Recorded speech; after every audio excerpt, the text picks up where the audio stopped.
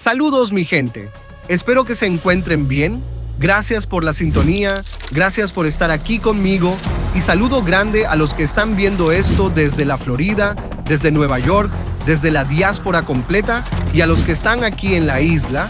Pegaos a la pantalla como si sintieran que algo se movió en la casa aunque nadie pasó por el pasillo.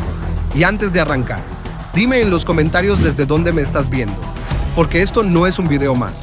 Esto es de esos relatos que te cambian la respiración aunque sea de día, con el sol prendido y la puerta cerrada.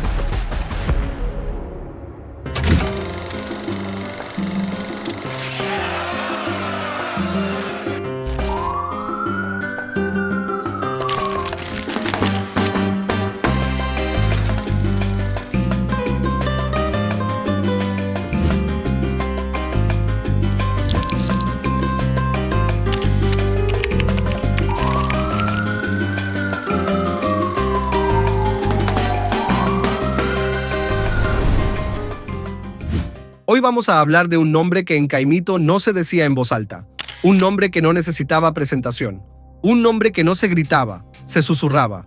Los Intocables de Caimito. Y si tú eres de San Juan o conoces a alguien que creció cerca de allí, sabes que cuando ese nombre empezó a correr, algo cambió en el ambiente. No fue de golpe, fue lento, como cuando la noche cae sin que te des cuenta y de repente ya no ves el camino. Porque Caimito siempre fue un barrio con vida, gente trabajadora, familias, chamaquitos jugando en la calle, música sonando desde alguna marquesina. Pero también era un lugar estratégico. Calles que conectan, entradas y salidas que pocos conocen, puntos donde la vigilancia natural del barrio funciona mejor que cualquier cámara. Y ahí, poco a poco, se fue cocinando algo que nadie pudo detener a tiempo. Al principio no eran los Intocables. Eran tipos conocidos, caras familiares, muchachos que crecieron allí mismo. Algunos con historial, otros que parecían tranquilos. Pero todos compartían algo. Entendieron que el control del territorio era más que dinero. Era respeto, era miedo, era poder. Y en la calle el poder no se pide, se impone. La organización no nació con nombre ni con bandera. Nació de alianzas calladas, de conversaciones en esquinas oscuras, de acuerdos sellados sin papel. Uno ponía el contacto, otro la seguridad, otro el movimiento. Nadie hablaba de jerarquía, pero todos sabían quién mandaba. Y el que no lo sabía, lo aprendía rápido. Pronto, la dinámica cambió. Donde antes había discusiones, ahora había órdenes. Donde antes había advertencias, ahora había castigos. El barrio empezó a sentirlo, miradas largas desde carros que pasaban lento. Gente que dejaba de salir de noche, comerciantes que cerraban más temprano. Porque cuando una estructura se solidifica, la calle lo siente antes que la prensa. Fue ahí cuando el nombre empezó a circular. No se sabe quién lo dijo primero. Algunos dicen que fue en burla, otros que fue una advertencia. Esos son Intocables. Y como pasa muchas veces, el apodo se quedó, porque cada vez que alguien intentaba retarlos, algo pasaba. Y no hacía falta explicarlo. Los puntos de droga empezaron a operar con precisión. Turnos definidos, vigilancia constante, seguridad armada que no improvisaba. No eran locos disparando por disparar, eran tipos organizados, y eso los hacía más peligrosos, porque cuando la violencia es estratégica, el terror es más profundo. La rivalidad no tardó. Otros grupos vieron el crecimiento y entendieron que el mapa estaba cambiando. Donde antes había fronteras difusas, ahora había líneas claras. Y cruzarlas tenía consecuencias. Los rumores de enfrentamientos, desapariciones y ajustes de cuentas comenzaron a mezclarse con el día a día. Nadie confirmaba nada, pero todos sabían. La policía empezó a escuchar el nombre cada vez más. Informantes nerviosos, llamadas anónimas, comentarios que se repetían en distintos sectores. Pero probar algo era otra cosa, porque el miedo también silencia. Y en Caimito, hablar se convirtió en una decisión peligrosa. Los Intocables no solo controlaban puntos, controlaban información. Sabían quién entraba, quién salía, quién preguntaba de más. Y eso les dio una ventaja brutal.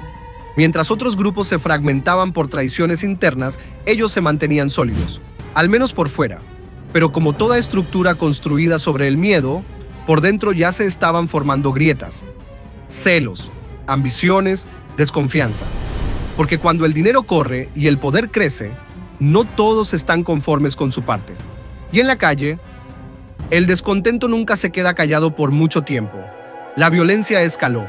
Ya no eran advertencias pequeñas, eran mensajes claros. Y cada mensaje dejaba una marca en el barrio. Sirenas en la madrugada, calles cerradas, vecinos mirando desde detrás de las cortinas. El miedo se volvió rutina, y cuando el miedo se normaliza, algo se rompe.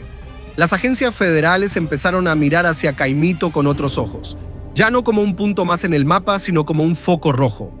Se hablaba de una organización estructurada, de conexiones, de armas, de movimientos que no eran casualidad. Y cuando los federales miran, no es para pasar la página. Mientras tanto, en el barrio, la vida seguía, porque la gente no puede parar de vivir. Los nenes iban a la escuela, los viejos se sentaban en la acera, las familias celebraban cumpleaños. Pero todo eso ocurría bajo una sombra, la sombra de un nombre que nadie quería mencionar, pero que todos sentían. Y ahí es donde empieza lo verdaderamente inquietante. Porque cuando una organización llega al punto de ser parte del paisaje, cuando su presencia se vuelve normal, el daño ya está hecho. Ya no hace falta disparar todos los días. El control está instalado, pero ninguna estructura es eterna. Y sin saberlo, los intocables de Caimito ya estaban caminando hacia el momento que lo iba a cambiar todo. Un momento que no empezó con un tiro, sino con una decisión. Una sola decisión mal calculada. La expansión no llegó con una explosión. Llegó como llega la humedad, silenciosa, constante, inevitable. Primero fue una esquina más, después un callejón, luego una entrada que antes era neutral y de repente tenía dueño. En Caimito la gente empezó a notar que había zonas donde ya no se podía estacionar sin que alguien te mirara fijo, con la mano tranquila, como el que no tiene prisa porque sabe que manda. Los intocables entendieron algo que otros grupos aprendieron tarde. El territorio no se grita, se administra. No era solo vender, era controlar horarios, flujos, rutas, carros que entraban y salían siempre a la misma hora, motorizados que daban la vuelta exacta, turnos de vigilancia que parecían rutina de trabajo, y eso confundía, porque cuando el crimen se parece a una empresa, el miedo se vuelve más profundo. La calle empezó a hablar, pero bajito. Eso allá arriba ya no es lo mismo. Mejor no pases por ahí de noche. Preguntaron por fulano.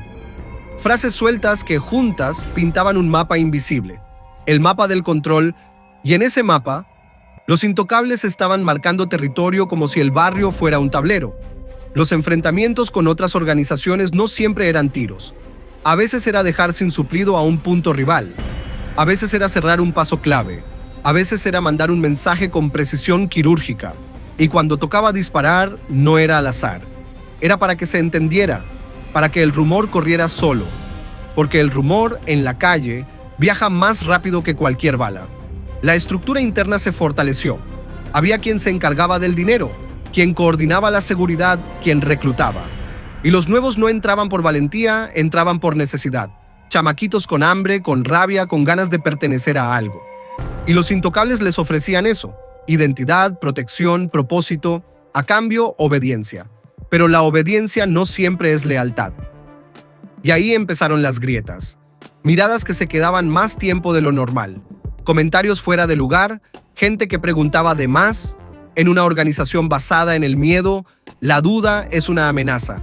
Y las amenazas se neutralizan rápido. Hubo noches donde el barrio se apagaba temprano. No por toque de queda oficial, sino por intuición. Vecinos que cerraban puertas sin saber por qué. Perros inquietos, silencio raro. Y al otro día, la noticia corría sin nombre, sin detalles, pero con peso. Pasó algo. Y con eso bastaba. La policía local sabía que algo grande se estaba moviendo, pero chocaba con el muro de siempre. Nadie veía nada. Nadie escuchaba nada. Porque hablar era exponerse. Y en Caimito, exponerse era jugar con fuego. Así que los casos se acumulaban, los informes se quedaban cortos y la frustración crecía. Fue entonces cuando el juego cambió de nivel. Cuando la palabra federal empezó a flotar en el ambiente como una nube pesada. Porque cuando entran los federales, entran con tiempo, con paciencia, con hambre de desmontar estructuras completas. No vienen por el ruido, vienen por el sistema. Los intocables empezaron a sentir la presión sin verla. Llamadas que no cuadraban. carros desconocidos estacionados demasiado tiempo. Detalles pequeños que solo los paranoicos notan. Y en la calle, sobrevivir es ser paranoico. Algunos líderes empezaron a desconfiar hasta de su sombra. Otros se confiaron demasiado. Y ambos errores cuestan caro. Mientras tanto, el barrio seguía atrapado en el medio. Familias que no tenían nada que ver con la guerra, pero vivían dentro de ella. Chamaquitos que crecían normalizando el sonido de las sirenas. Viejos que recordaban cómo era antes y sabían que eso ya no iba a volver igual. La violencia escaló cuando alguien cruzó una línea que no debía. No se dijo públicamente qué fue. Nunca se dice. Pero a partir de ahí, las decisiones se tomaron con prisa. Y la prisa en la calle es mala consejera. Hubo reuniones tensas, voces alzadas, amenazas internas. Porque cuando el miedo ya no viene de afuera, sino de adentro, la estructura empieza a temblar. Algunos miembros empezaron a jugar a dos bandos. Otros pensaron en salirse. Pero salirse no es tan fácil cuando sabes demasiado. Y saber demasiado te convierte en riesgo. Y el riesgo se elimina. Así funciona la lógica torcida del poder callejero. La prensa empezó a oler la historia, pero solo tenía pedazos. Titulares vagos, notas cortas, nada que contara la magnitud real de lo que pasaba. Porque lo más oscuro casi nunca sale completo. Se filtra a gotas. Y entonces llegó el primer golpe serio. Un arresto que no parecía gran cosa, pero que por dentro sacudió la estructura. Porque no fue por casualidad. Fue quirúrgico. Y cuando eso pasa, los que mandan saben que el reloj empezó a correr. Los intocables de Caimito ya no eran solo un nombre temido, eran un objetivo. Y aunque por fuera seguían firmes, por dentro el miedo empezaba a cambiar de dirección. Ya no era solo hacia el barrio, era hacia ellos mismos. Porque la calle te sube rápido. Pero cuando decide bajarte, no avisa. Y lo que viene ahora es el momento donde todo se acelera. Donde las decisiones se toman con sangre fría. Donde la traición deja de ser rumor y se convierte en hecho. Eso es lo que sigue. La paranoia no llegó de golpe. Se filtró. Primero fue la sensación de que alguien estaba hablando de más. Después, la certeza de que ciertas cosas que solo se decían entre cuatro paredes ya estaban corriendo por la calle. Y en una organización como Los Intocables, eso no era un descuido. Eso era una sentencia. Las reuniones se volvieron más cortas, más tensas. Nadie dejaba el celular boca arriba. Nadie miraba directo por mucho tiempo. El silencio empezó a pesar más que las palabras. Porque cuando el miedo se instala dentro del grupo, ya no hace falta que el enemigo dispare desde afuera. El enemigo empieza a vivir adentro. Algunos comenzaron a desaparecer del mapa sin explicación. No arrestos, no noticias, simplemente dejaron de verse. Y en Caimito, cuando alguien deja de verse, nadie pregunta mucho. Porque preguntar es llamar la atención, y llamar la atención es peligroso. Los intocables empezaron a cometer errores pequeños, pero costosos. Un carro mal parqueado, un relevo que llegó tarde, una vigilancia que se relajó. Cosas mínimas que antes no pasaban.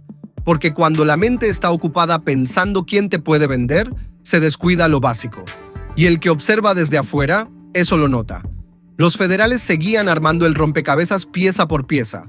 No necesitaban correr. El tiempo estaba de su lado. Grabaciones, movimientos bancarios, testigos silenciosos que poco a poco empezaban a considerar que tal vez hablar era menos peligroso que quedarse. Porque el miedo tiene un límite, y cuando se cruza, la gente busca salida.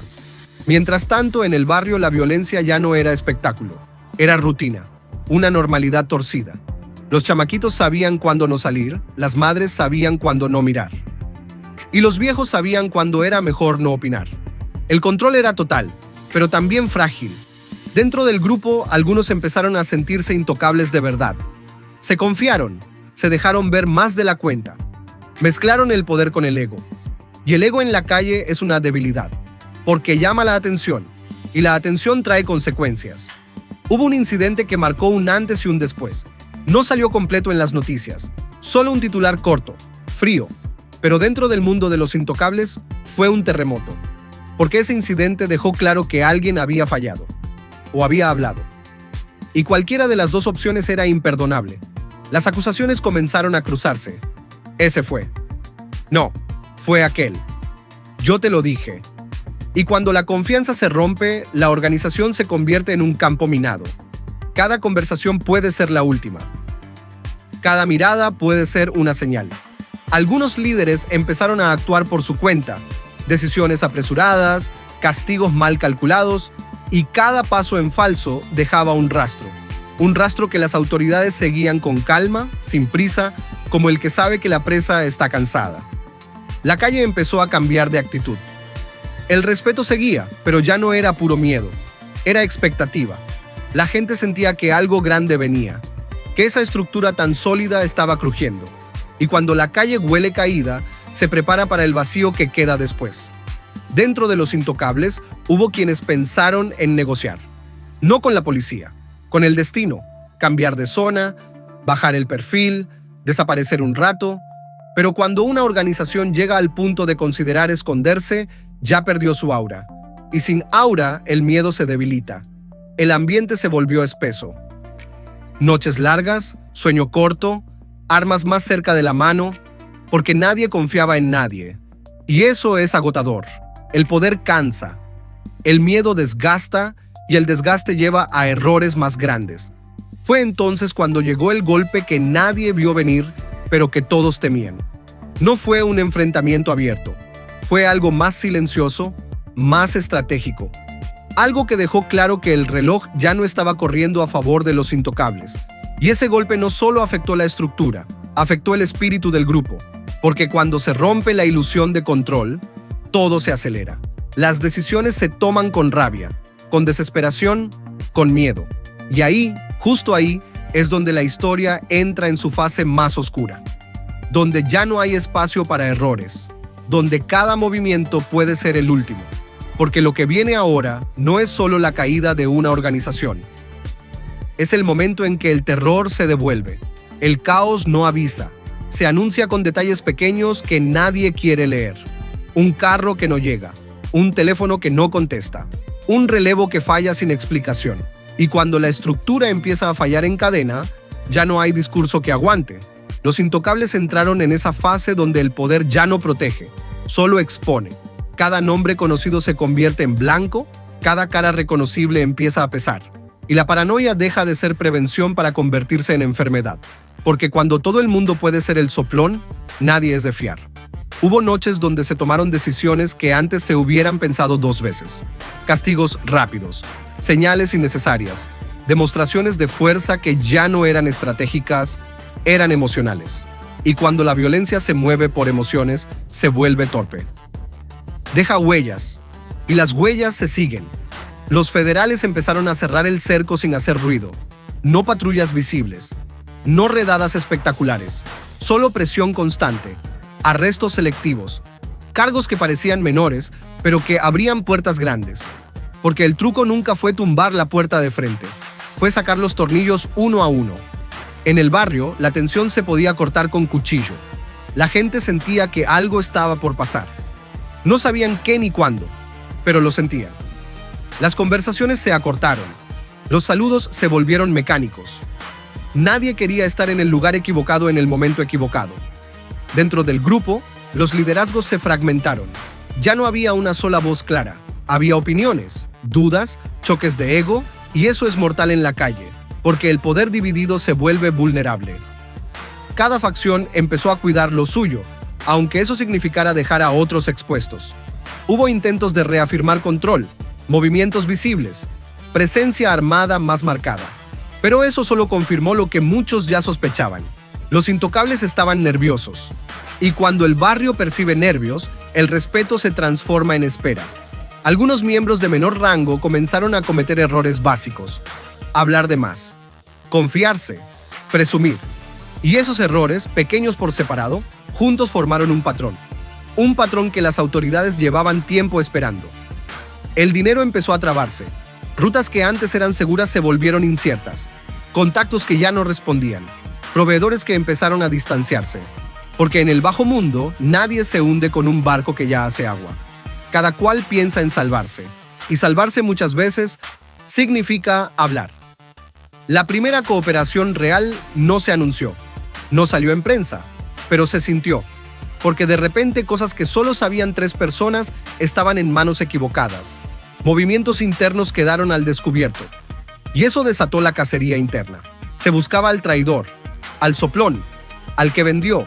Y esa búsqueda fue peor que cualquier operativo externo, porque se volvió personal. Ajustes de cuentas internos, sospechas que nunca se confirmaron, y cada acto de violencia interna debilitaba más la estructura. Mientras tanto, las agencias ya tenían suficiente para preparar el golpe grande. No uno, varios, coordinados, medidos, pensados para desmantelar, no solo golpear. Y cuando ese tipo de operativos se arma, ya no hay vuelta atrás. La noche antes del primer golpe fuerte, el ambiente estaba raro. Silencios largos, movimientos extraños. Algunos sintieron el presentimiento, otros lo ignoraron, porque aceptar el presentimiento era aceptar que el fin estaba cerca. Y entonces pasó. Las sirenas rompieron la madrugada. No en un solo punto, en varios, simultáneos, entradas rápidas, órdenes claras. Nadie entendía todo, pero todos entendían algo. Esto no era una redada más, esto era el principio del fin. El barrio despertó con calles cerradas, helicópteros, luces azules reflejadas en las paredes. Los vecinos miraban desde lejos, con miedo y alivio mezclados, porque aunque la violencia asustaba, también cansaba. Y muchos llevaban años cansados. Las detenciones comenzaron a caer como fichas. Nombres conocidos, caras familiares. Algunos resistieron, otros se entregaron sin decir palabra, porque cuando la evidencia es sólida, pelear es perder tiempo. Los intocables ya no eran intocables, y ese golpe psicológico fue tan fuerte como las esposas, porque la imagen de invencibilidad se rompió en cuestión de horas, y cuando eso pasa, lo que queda es caos. Pero no todo cayó esa noche. Algunas piezas se movieron, algunas escaparon, algunas se escondieron, porque toda organización deja rezagos, y esos rezagos, muchas veces, son los más peligrosos. El barrio respiró distinto al amanecer. No mejor, distinto, como después de una tormenta fuerte. Sabes que pasó algo grande, pero todavía no ves los daños completos. Y lo más inquietante es que esto no fue el final. Fue solo el comienzo del ajuste de cuentas más silencioso. El que ocurre cuando ya no hay estructura que proteja, cuando cada cual queda a su suerte. Eso es lo que viene ahora. Después de los arrestos grandes, lo que quedó fue un silencio raro. No el silencio de paz. El silencio de cuando todo el mundo está contando los pasos que dio, las palabras que dijo, las llamadas que hizo. El silencio de inventario. Porque cuando el golpe no te lleva, te deja desnudo. Los que no cayeron esa madrugada empezaron a moverse como sombras. Cambiaron rutinas, cambiaron carros, cambiaron teléfonos, algunos hasta cambiaron de nombre en la calle. Pero el miedo no se cambia tan fácil. El miedo se pega en la espalda, en la nuca, en la manera en que miras a los lados antes de cruzar una esquina que caminaste toda la vida. En Caimito se empezó a sentir otra cosa. La ausencia. Puntos cerrados, casas vacías, esquinas sin nadie. Donde antes había ruido, ahora había eco. Y ese eco decía más que 1000 tiros. Decía que el poder se había ido, aunque nadie se atreviera a decirlo en voz alta. Los que quedaron intentaron reagruparse, pero ya no era lo mismo. No había confianza, no había dinero fluyendo como antes, no había quien diera la última palabra. Todo era provisional, todo era por ahora. Y en la calle lo provisional dura poco. Empezaron los cuentos, que si fulano habló, que si mengano se fue federal, que si aquel grabó, que si este estaba marcado desde antes. Historias que nadie podía confirmar, pero que todos creían. Porque en ese punto, creer era más fácil que dudar. Algunos decidieron irse del todo. Se mudaron. Se escondieron donde familiares lejanos. Intentaron empezar de cero, aunque sabían que el pasado no se borra tan fácil. Otros se quedaron aferrados a la idea de que todavía quedaba respeto, de que el nombre todavía pesaba. Pero los nombres pesan menos cuando ya no hay estructura detrás. Las autoridades siguieron trabajando, pero ya no con prisa. Ahora era con calma, caso por caso, testimonio por testimonio. Porque lo difícil no era arrestar, era sostener los casos. Y esta vez venían preparados. Papeles firmados, grabaciones, rutas claras. El rompecabezas estaba casi completo. Mientras tanto, la violencia no desapareció. Cambió de forma. Se volvió más puntual, más selectiva. Ajustes viejos que salieron a flote. Cuentas que se cobraron tarde. traiciones que se pagaron cuando ya no había protección, y eso hizo que el miedo se mantuviera vivo, aunque el grupo como tal ya estuviera roto. En el barrio, la gente empezó a hablar bajito de lo que pasó. Algunos con alivio, otros con nostalgia torcida, porque por más daño que hubiera, también hubo momentos donde el orden era claro, aunque fuera impuesto. Y cuando ese orden se rompe, llega la incertidumbre. Los jóvenes miraban y aprendían. Algunos entendieron la lección, que el poder rápido se cae igual de rápido. Otros solo vieron el vacío y pensaron en llenarlo. Porque la calle nunca se queda quieta, siempre busca a quien poner al frente. Los intocables ya no existían como antes, pero su sombra seguía ahí. En las historias, en los murales borrados, en los nombres que ya no se mencionan, en los silencios incómodos cuando alguien pregunta, ¿te acuerdas de...? Y es ahí donde la historia se vuelve más oscura. Porque el verdadero terror no es el tiroteo, ni el arresto, ni la persecución. El verdadero terror es lo que queda después. La desconfianza, el trauma, la normalización del miedo. Algunos de los que cayeron comenzaron a hablar desde adentro. No por valentía, por cansancio, por años enfrentando paredes grises, noches largas, recuerdos que no se callan. Y cada palabra que salía reforzaba lo que ya se sabía, que el imperio se había construido sobre arena mojada. Afuera, la vida siguió, como siempre sigue. Pero Caimito no volvió a ser igual, porque hay lugares que cargan historias que no se ven, pero se sienten. Y cada vez que alguien pasa por ciertas esquinas, algo aprieta el pecho, aunque no sepan por qué. Los intocables fueron desmantelados, sí, pero dejaron algo peor que un legado criminal. Dejaron cicatrices. Y esas cicatrices no salen en los reportes, no se arrestan, no se incautan, se quedan en la gente. Y todavía falta algo más, porque toda historia de poder tiene una última consecuencia, una que no se anuncia, una que no sale en titulares. Lo que vino después no fue una celebración, fue un duelo sin flores, porque cuando un grupo cae, no se lleva solo a los que estaban adentro, se lleva pedazos del barrio completo. Los intocables de Caimito dejaron un vacío que no se llenó con calma, se llenó con ansiedad. La gente empezó a mirar distinto, a medir palabras, a cerrar puertas más temprano, a bajar la música cuando pasaba un carro desconocido. El miedo no se fue con las sirenas, se quedó viviendo en la costumbre. Los muchachos que crecieron viendo aquel poder aprendieron dos cosas opuestas al mismo tiempo. Algunos aprendieron que el final siempre llega, que no importa cuán grande te sientas, siempre hay alguien esperando a que tropieces. Otros aprendieron lo contrario, que el problema no fue el crimen, sino cómo se manejó. Y esa segunda lectura es peligrosa porque convierte el fracaso ajeno en manual propio. Las esquinas empezaron a llenarse de historias mal contadas. Que si fulano se salvó porque nunca habló. Que si mengano cayó por confiar en quien no debía. Que si el verdadero error fue moverse demasiado rápido. Esas historias se pasaban de boca en boca como advertencias, pero también como tentaciones. Porque en la calle el peligro siempre viene envuelto en una promesa. Los viejos del barrio, los que llevan décadas viendo ciclos repetirse, sabían lo que venía. Lo sabían sin decirlo.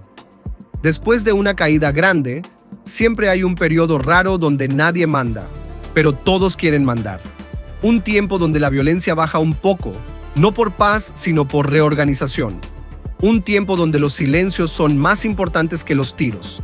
Las autoridades, por su parte, no bajaron la guardia. Sabían que desmantelar un nombre no significa erradicar una mentalidad. Sabían que el terreno queda fértil para que otros intenten sembrar lo mismo, con otro nombre, otra bandera, otro cuento. Por eso siguieron observando, documentando, esperando. Porque el error más común es pensar que la historia terminó cuando cerraron los casos grandes. Dentro de los que sobrevivieron, hubo dos caminos. Algunos se quebraron de verdad, dejaron la calle, se escondieron en trabajos simples, en rutinas repetitivas, en una vida que no da poder, pero da sueño tranquilo. Otros nunca soltaron el pasado. Se quedaron viviendo de recuerdos, de lo que fueron, de lo que pudo haber sido. Y vivir así es otra forma de condena. Las familias cargaron con la parte más pesada. Madres que nunca preguntaron demasiado, pero que siempre supieron más de lo que decían. Hermanos que crecieron con rabia heredada. Hijos que aprendieron a no hacer preguntas porque las respuestas dolían. Esa herencia invisible fue, quizás, el daño más duradero. Caimito empezó a reconstruirse sin ceremonia. No hubo placas, ni discursos, ni promesas oficiales que borraran lo vivido. Solo el día a día, la panadería abriendo temprano, el colmado fiando menos, las escuelas haciendo lo que pueden con chamacos que traen la calle tatuada en los ojos. Así se reconstruye un barrio, a fuerza de rutina. Pero las noches seguían siendo distintas. Hay lugares donde la noche nunca vuelve a ser solo noche, donde cada ruido recuerda algo, donde una motora acelerando todavía hace que alguien se asome por la ventana con el corazón acelerado. Ese tipo de memoria no se borra con el tiempo. Se aprende a vivir con ella. Los intocables de Caimito se convirtieron en advertencia, aunque nunca oficialmente. En conversación de esquina, en historia que se cuenta bajito a los más jóvenes cuando empiezan a creerse invencibles. Mira lo que pasó, dicen algunos. Mira cómo terminaron, no como amenaza, sino como cansancio. Porque eso es lo que deja el poder violento cuando se va. Cansancio. Cansancio de enterrar gente. Cansancio de desconfiar. Cansancio de vivir pendiente. Y ese cansancio, cuando se acumula, a veces salva más vidas que 1000 patrullas. Con el tiempo, otros nombres empezaron a sonar en otros sectores, otras organizaciones, otras guerras pequeñas. La calle siguió su curso porque la calle no se detiene por una historia. Pero Caimito, por un rato largo, prefirió el bajo perfil. Aprendió que la fama es una maldición cuando viene acompañada de sangre. Algunos intentaron rescatar el nombre, usarlo como símbolo, como marca. No duraron, porque el peso del pasado era demasiado. Porque hay nombres que nacen muertos después de caer. Y ese fue el caso. Los intocables dejaron de ser referencia de poder para convertirse en sinónimo de caída.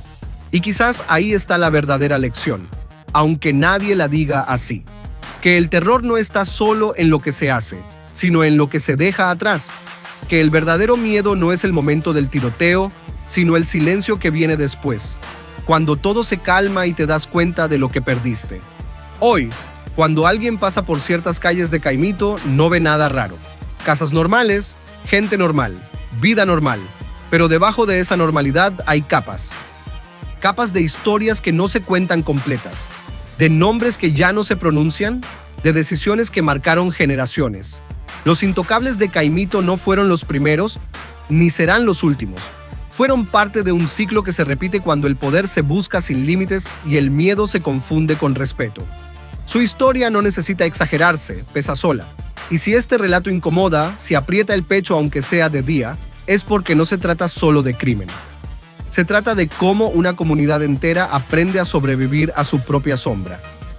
Aquí no hay héroes, no hay finales felices.